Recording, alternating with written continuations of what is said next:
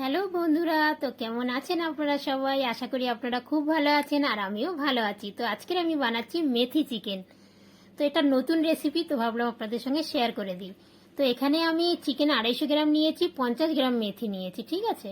আর এখানে আমি মানে একটা ফ্রাই প্যানের মধ্যে তেল দিয়েছি। তেলটা দেওয়ার পরে একটা পেঁয়াজ আর একটা কাঁচা লঙ্কাকে ছোটো ছোটো করে কেটে দিয়েছি। ওটা দেওয়ার পরে 2-3 সেকেন্ড একটু মানে ঘুরিয়ে ফিরিয়ে নেওয়ার পরে একটু আদা রসুনের পেস্ট দিয়ে দিলাম।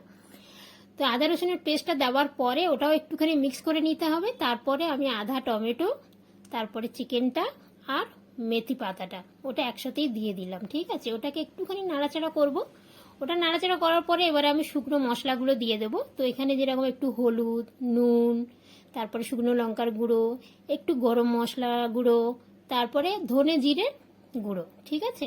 তো এগুলো সব দেওয়ার পরে মাংসটাকে খুব ভালো করে মিক্স করতে হবে, ঠিক আছে। একটু ভাজা ভাজাও হয়ে যাবে ততক্ষণে। তো এটা যেহেতু অল্প মাংস, তো অত জরুরি নেই যে আমি মানে ওটাকে খুলেই আরও ভাজতে থাকি। তো যাই হোক, আমি সব মিক্স করার পরে ঢাকা দিয়ে দিয়েছিলাম 2-3 মিনিটের জন্যে।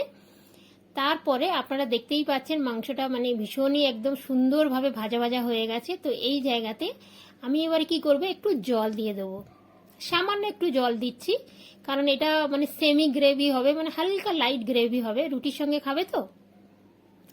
তো বাস এটা করার পরে আর ঢাকা আমি দেবো না এর মধ্যে। তো এখানে আমি প্রায় 1 চামচ মতো ক্রিম দিলাম, কেন আমার কাছে ছিল তাই দিলাম। তো আপনাদের কাছে যদি থাকে আপনারা দেবেন, তাহলেও খুব সুন্দর খেতে হবে, আর না দিলেও খুব সুন্দর খেতে হয়।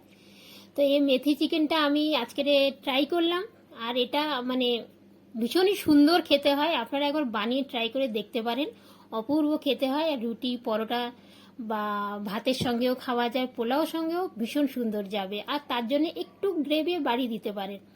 তো ভিডিওটা কেমন লাগলো অবশ্যই একটা কমেন্ট করে জানাবেন, আর ভালো লেগে থাকলে একটা লাইক দিয়ে দেবেন।